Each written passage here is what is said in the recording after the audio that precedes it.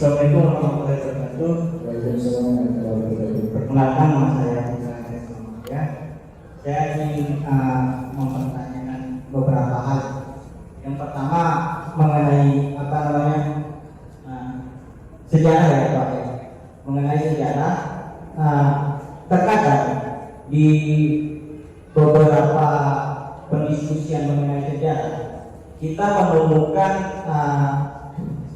data-data yang tertera di beberapa literatur itu tidak sesuai dengan apa yang menjadi hal asli yang sedang terjadi di situ. Bagaimana membaca itu? Contoh kecil saja terkait kemerdekaan Indonesia. Bukan kemerdekaan, tapi waktu lamanya penjajahan berada di Indonesia. Sejak SD bahkan sampai SMA itu kita diberitahu bahwasannya penjajahan Indonesia itu telah terjadi selama 3,5 abad atau 350 tahun. Setelah kita hitung-hitung, bahkan 3,5 abad itu VOC pun masih belum datang. Bahkan setelah tahun-tahun kita hitung mundur ke belakang itu, setelah tahun-tahun tersebut baru VOC masuk. Bahkan VOC pun itu tidak berniat untuk menjadi ya pada sejarahnya, dia hanya melakukan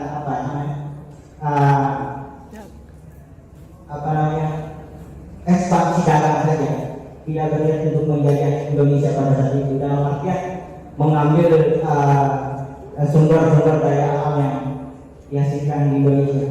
Begitu. Terus yang kedua soal hermeneutik ya Pak. Soal hermeneutik di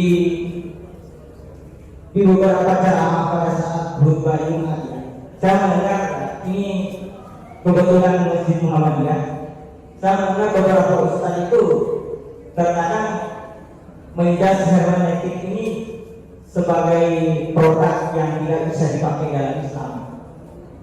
Secara pribadi saya pun tidak sepakat dengan hal tersebut, karena memang sejauh yang saya pelajari ya, tentang hermeneutika, sebuah ilmu ini bisa saja kita gunakan untuk bagaimana memahami teks-teks yang ada. Misalnya bahkan sampai teks Al-Quran pun menurut saya tidak menutup kemungkinan untuk memahami dengan metode hermeneutika ini. Ya, itu ya. Terus yang ketiga, ini salah yang terakhir ya. Pertanyaan ini terkait fenomena yang terjadi ya, seperti yang Mas Nafik tadi paparkan, banyak sekali kasus-kasus di Indonesia. Hal-hal ini ya, saya ingin mempertanyakan begini, kira-kira hal-hal seperti terjadinya konservatif ini bisa diverifikasi nggak? Persoalan-persoalan awal mengapa demikian terjadi? Ini ya. Karena memang ini Pak, hasil pendiskusian beberapa teman juga semalam, khususnya di Muhammadiyah sendiri juga. Kenapa hari ini faktanya di lapangan ataupun di media sosial malah dari teman-teman itu yang dikenal liberal daripada ustaz-ustaz Muhammadiyah, karena memang banyak ceramah-ceramah dari YouTube memang yang kita menjadi bahan analisis pembicaraan kita pada malam hari itu. Ustaz-ustaz di itu banyak yang lebih liberal daripada Muhammadiyah padahal selama ini. Menurut saya ini sudah terbalik ya. Dalam sejarahnya itu Muhammadiyah yang dulu lebih dikenal dengan moderatnya, tidak konservatif, malah sekarang terbaliknya. Kita melihat begitu Pak di beberapa hari ini. Nah, kira-kira hal-hal demikian ini bisa terjadi karena apa ya di dalam verifikasi sejarah? Mungkin itu saja yang untuk waktunya saya jangan terima kasih banyak. Ya, terima kasih. Apakah relativisme dalam konteks sejarah banyak versi? Apakah dari kemudian sejarah itu tidak perlu? Karena teologi yang pertama, sudut pandang kita yang berbeda-beda menulis sejarah. itu diintegrasikan. Contoh misalnya, meskipun baru terjadi saja, ya 100 tahun lalu itu sejak terjadi, namanya pameran Diponegoro. Kalau kita membaca dari satu sudut pandang, dari sudut pandangnya Pangeran Diponegoro, kita bisa membaca buku yang ditulis tentang pameran sendiri. Judulnya adalah Babat Diponegoro. Di sini Diponegoro juga menceritakan berakrobatika dan kekalahannya. Tetapi ada sudut pandang dari Keraton Jogja yang mengatakan bahwa Diponegoro itu sebetulnya orang baik, tapi perjuangannya itu sudut pandang lain dari Diponegoro tidak melihat waktu yang baik. Gara-gara pemberontakan Diponegoro itu, maka banyak wilayah-wilayah Keraton Jogja yang jatuh ke tangan Kompeni. Ini kepentingannya Keraton. Yang ketiga, kepentingan rakyat yang pihak lain, misalnya sahabat Diponegoro yang tidak setuju dengan cara-cara Diponegoro. Misalnya penulis serat Kidung Kebu itu sudah perfect semua buku. Kalau misalnya Anda ingin membaca tulisan Diponegoro tentang perang Diponegoro yang sangat seru, itu ada yang membaca judulnya Takdir dan nanti juga tebal seorang ahli tentang Pangeran Diponegoro namanya Peter Carey. Nah, yang menarik tulisan Kidung Kebu itu, dia sudut pandangnya ini, kenapa kamu orang Jawa, orang Indonesia, waktu kata Indonesia kan itu populer waktu berjuang nasional kita. Kenapa kamu sesama Jawa, kamu berseberangan dengan Pangeran Diponegoro? Kenapa kamu ikut belajar, mengkhianati bangsamu sendiri? Menariknya ini Bupati Adipati Jenderal Purworejo yang menulis, dia mengatakan begini, saya tidak ikut perang Diponegoro bukan karena saya pro Belanda, tetapi saya tidak rela Diponegoro menyerahkan kehormatannya sebagai seorang pria kepada orang santri dari Kiai Mojo. Nah, padahal akhir perang Diponegoro sendiri gagal satunya pecah kongsi antara Diponegoro sempat dari Kiai Mojo. Nah, dalam konteks seperti ini, mana yang benar? Semua itu menentukan dari sudut pandangnya masing-masing. Sudut pandangnya Keraton, sudut pandang Diponegoro, dan sudut pandang lawannya Diponegoro. Bagi orang Belanda, Diponegoro itu pemberontak, tapi bagi kita Diponegoro itu berjuang. Nah, contohnya lagi berkaitan dengan 350 tahun kita dijajah. Nyatanya pengungkapan itu telah mengungkapkan semangat patriotisme dari bangsa kita, khususnya para founding fathers kita, untuk kita bisa menentukan nasib masa depan kita. Sebuah negara yang besar itu memang butuh sebuah mitos untuk mempersatukan. Nah, kadang-kadang yang normatif belum tentu jadi kita percaya kita. Contoh lain kan, perang Tunojoyo. Perang Tunojoyo itu kalau kita baca di sejarah hukum, ya kan, karena yang mau dipetikkan itu kan ibrahnya, pelajaran normatifnya kan. Tapi sebenarnya di situ tuh rumit sekali perang Tunojoyo itu. Bahkan ada sumber yang ingin Indonesia itu tidak dicatat, karena apa? Tidak dicatat. Sejarah kita mencatatnya dengan kultus pada kekuasaan. Babat Tanah Jawa itu ditulis dalam rangka kultus terhadap Mataram. Makanya sesuatu yang kira-kira itu menodai kehormatannya kerajaan Mataram dibuat. Contoh seperti itu menarik karena ada satu catatan dari pihak arsip Belanda. Itu ditulis oleh seorang yang bernama Van Stroop. Van Stroop itu orang POC yang ketika itu bertugas di Kartosuro di Jawa Tengah. Pernah ada kasus di mana pembunuhan kurang lebih 5.000 sampai 6.000 ulama, dan itu tidak dicatat dalam catatan. 6.000 ulama ini diperintahkan pembunuhannya oleh Amangkurat I. Nah, ya, dengan satu dan tanah meriam namanya Meriam Sapu Jajah di lapangan Pleret. seketika itu hanya hitungan menit banjir datang. Itu tidak dicatat dalam sejarah Jawa, tidak dicatat dalam serat Kondo, tidak dicatat dalam babat tanah Jawa, tapi justru dicatat oleh arsiteknya. Nah, pertanyaannya dan memilah-milah sejarah, kadang-kadang begitu berada di Jogja kita semuanya buruk gitu kan. Dalam hal itu belajar objektif dan tidak punya kepentingan apa-apa. Kepentingannya belajar ketika para pangeran Jawa ini saling bertengkar, ya gunakan untuk bagaimana divide impor kepentingannya menjajah. Tapi betul bahwa 350 tahun itu dari tahun 1945 mundur sampai mulainya VOC di Jakarta. Sekalipun memang pertamanya kan belum ada jalan sendiri sebelum pemerintah punya Belanda, tapi itu hanya kompeni dasar. Tapi memang metodenya seperti itu. Metodenya itu adalah menguasai, memecah, karena mereka mungkin keenaan dengan situasi di Indonesia itu. Nah, para Wonosobo itu juga ada karena pecah kongsi juga.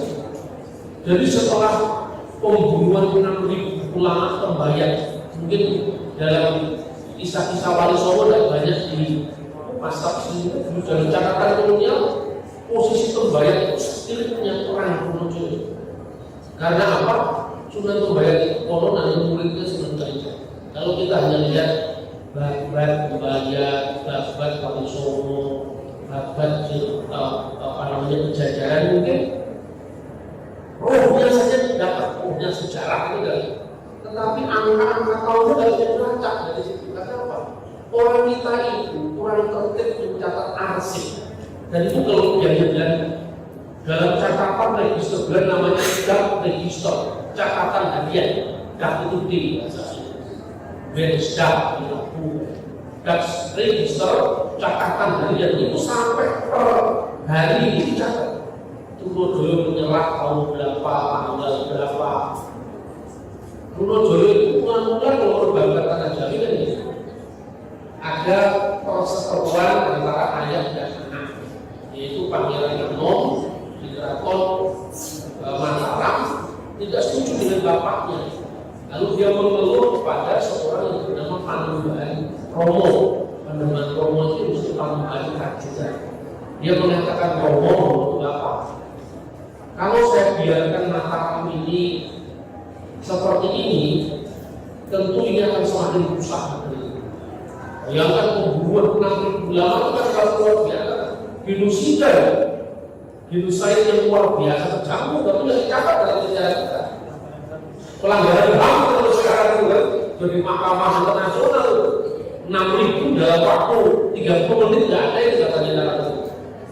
Tapi kalau saya biarkan, bagaimana mungkin saya ini tidak seorang yang tidak bertanggung jawab pada diri saya? Kalau saya perang apa kata dunia itu kan ayah saya. Tapi kalau tidak, maka semakin susah. Dia minta bantuan Panembahan Romo ini seorang ulama bangsawan yang memang dia itu diandalkan yang bersangkutan. Oh, saya tidak bisa, tidak terlalu tua ya.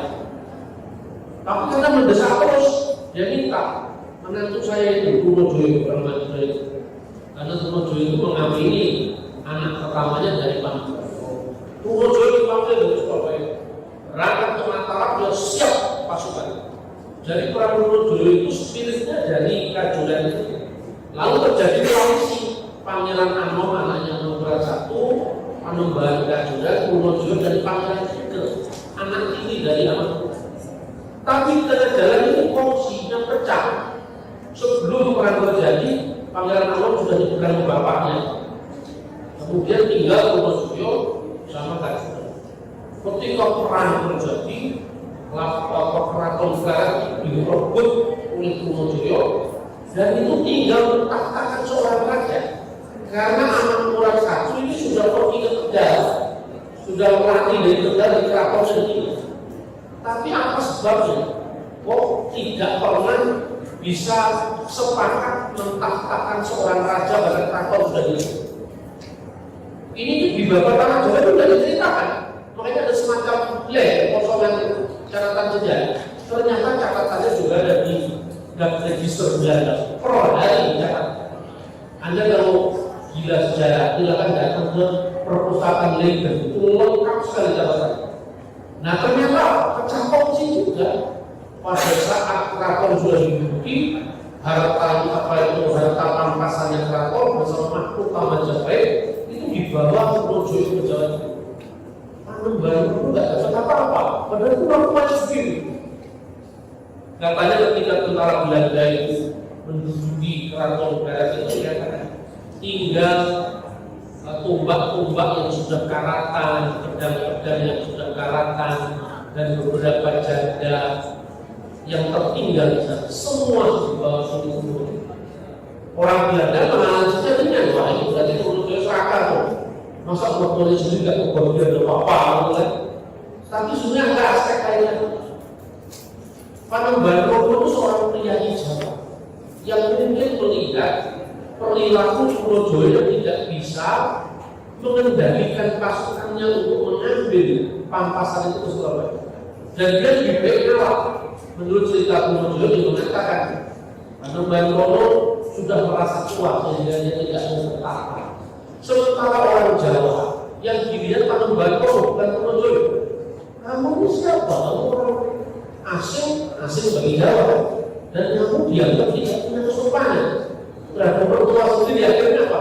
Gagal bersepakati buat Projo menjadi raja.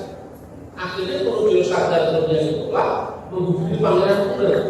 Pangeran Muda tidak percaya sama Projo, dia mengerti musuh yang orang mana.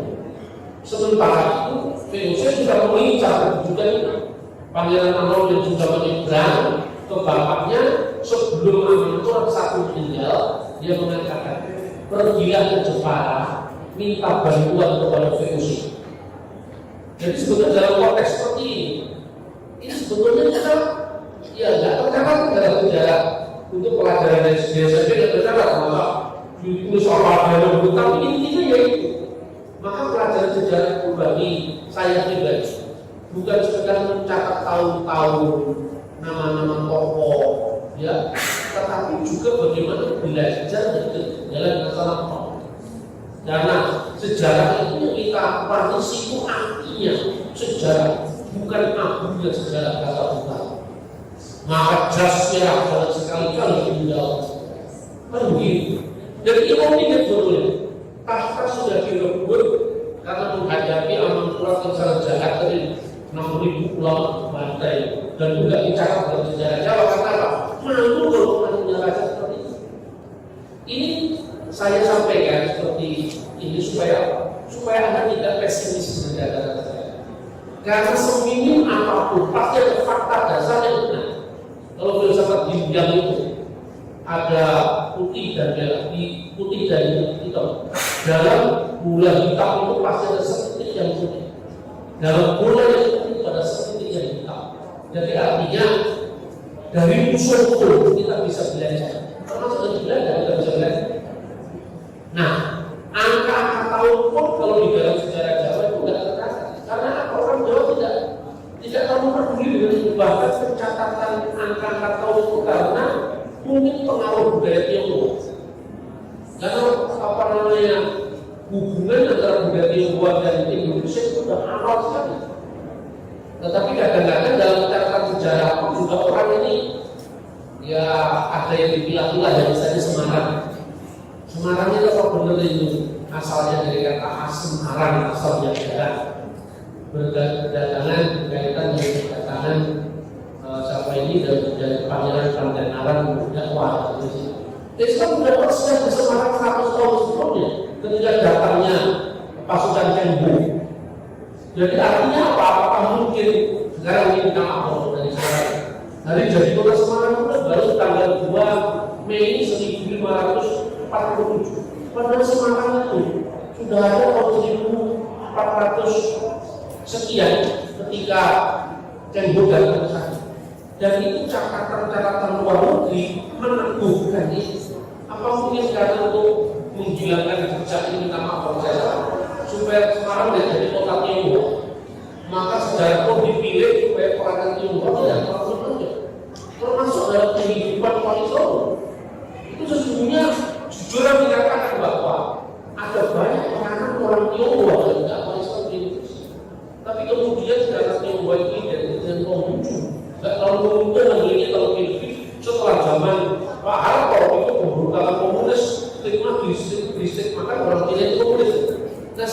harus dibuka apa sekalipun tidak mudah. Ketika Pak ada Mas Nasya ada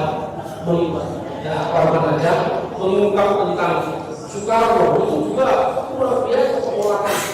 Tetapi mari kita belajar dari sejarah kegagalan masa lalu supaya kita tidak melakukan kesalahan. Jadi yang saya katakan adalah integrasi berbagai macam sumber, baik itu sumber sejarah kita dan sumber sejarah lawan-lawan kita, supaya kita bisa mengetahui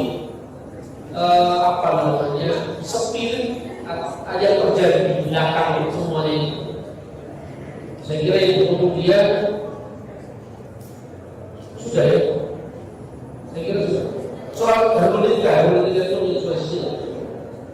Hermeneutika itu dari kata harus itu di luar pelaksanaan. Karena agama itu sesuatu yang memang meta empiris, yang metafisik, maka tentu harus terlibat dunia bagaimana membahas agama, apalagi sudah menghadapi sensitivitas pemahaman bagi para. Saya kira itu. Terima kasih.